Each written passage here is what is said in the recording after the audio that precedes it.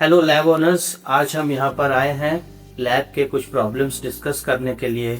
और हमारे साथ है श्री अतुल कुमार मिश्रा जी, जो कि एटीएम सॉफ्टटेक प्राइवेट लिमिटेड के फाउंडर हैं। और ये 14 इयर्स प्लस एक्सपीरियंस है इनके पास लैब के ऊपर काम करने का, प्लस ये सॉफ्टवेयर इंजीनियर भी रह चुके हैं। तो आइए हम उनका वेलकम करते हैं। नमस्कार अतुल कुमार मिश्रा जी। तो हम यहाँ पर आए हैं लैब के कुछ प्रॉब्लम्स के ऊपर डिस्कस करने के लिए।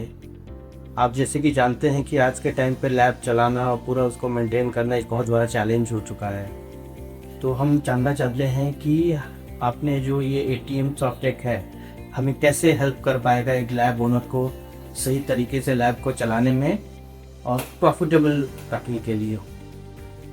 थैंक यू रितेश जी।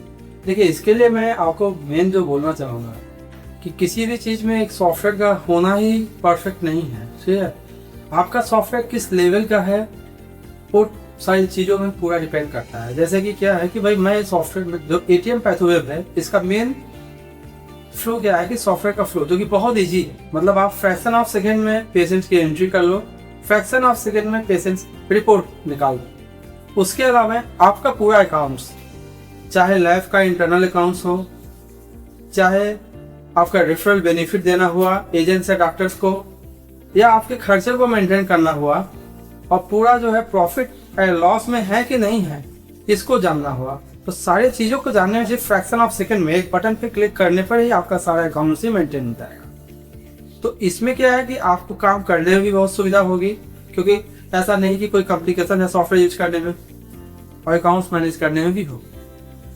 तो ये जो है आप लोगों के जो प्रॉब्लम्स है इसको सॉल्व कर सकता है। ठीक।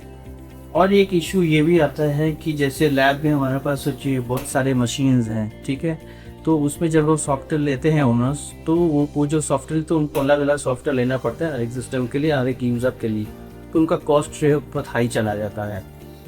तो एटीएम पैथोवेब हमें कैसे हेल्प कर सकता है उसको एक बजट फ्रेंडली सॉफ्टवेयर ले आने में? देखिए, एटीएम पैथोवेब आपको इसमें पूरा हेल्प कर सकता है, क्योंकि इसके लिए हमारे पास दोनों तरह के सॉफ्टवेयर, दोनों तरह मतलब क्या, ऑनलाइन वर्जन भी अवेलेबल है और ऑफलाइन वर्जन भी हमारे पास अवेलेबल है।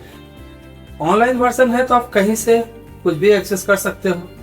अगर आपके पास इंटरनेट की सुविधा नहीं है तो हमारा जो है एटीएम सॉफ्टवेयर का आप ऑफलाइन वर्जन यूज करो, जिससे कि आप अपने लैब में जितने भी कंप्यूटर उतने कंप्यूटर के थ्रू कनेक्ट करके आप अपने ऑपरेशन को चला सकते हो। फॉर एग्जाम्पल, आपका कहीं से बिलिंग हो रहा है, रिपोर्टिंग कहीं और से हो रहा है, अप्रूवल कहीं और से हो रहा है, ठीक है, तो पूरी चीज़ों को आप इससे जो है मैनेज कर सकते हो एटीएम सॉफ्टवेयर के। मतलब आप कहना चाहते हैं कि मल्टीपल यूजर्स जो है मल्टीपल डिवाइस से लॉगिन करके एक टाइम पे काम कर सकते हैं, ऐसा है, राइट?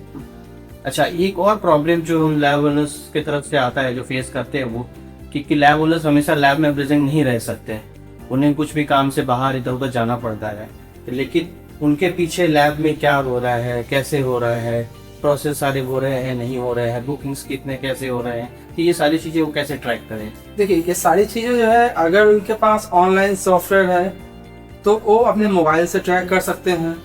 अगर ऑफलाइन भी है तो हम लैब ऑनर्स के लिए एक अलग आईडी दे देते हैं, जिसमें वो क्या करते हैं कि उसका क्या क्या एक्टिविटीज उनके लैब में हुई हैं, उन सारी चीज़ों को जब भी उन्हें मौका मिले अपने लैब में आके लॉगिन करके वो देख सकते हैं।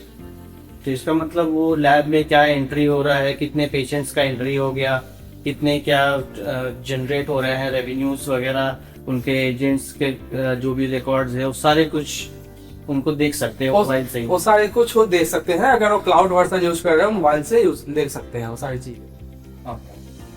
और मल्टी यूजर लाइसेंस भी है। इनफैक्ट यहाँ पर क्या है, सिक्योरिटी मेंटेन करने में उन्हें ऐसा लगता है कि उनके पास जो है कुछ यूजर हैं जिन्हें कि सिर्फ एंट्री का ही परमिशन देना है, किसी को सिर्फ मॉडिफाई का परमिशन देना है, किसी को डिलीट का परमिशन नहीं देना है। ये सारी चीज़ें वो जो है सॉफ्टवेयर के थ्रू मेंटेन कर सकते हैं। इनफैक्ट वो एटीएम सॉफ्टवेयर के थ्रू एक यूजर बनाएंगे, उस यूजर के पास ये भी परमिशन दे सकते हैं कि वो किसी पेशेंट को कितना डिस्काउंट दे पाए। अगर मैं एक रिसेप्शनिस्ट को एंट्री करने में परमिशन दे दिया कि भाई तुम्हें किसी को डिस्काउंट नहीं देना है, तो नहीं दे पाएगा, क्योंकि आपने जब रिसेप्शन यूजर बनाया उसको आपने वहीं पे ब्लॉक कर दिया है। मैं चाहता हूं कि मेरा कोई यूजर कुछ मॉडिफाई ना कर पाए, कोई यूजर डिलीट ना कर पाए, उसके लिए भी आप यूजर को सारे प्रोविजन दे सकते हो कि जो यूजर जो काम करेगा उसको वही आप एक्सेस दीजिए। तो इससे क्या होगा कि आपकी लैब की सारी सिक्योरिटी भी मेंटेन होती रहेगी और आपका काम भी सही चलता रहेगा। आप लैब में रहो या ना रहो, कोई फर्क कर नहीं, ठीक है।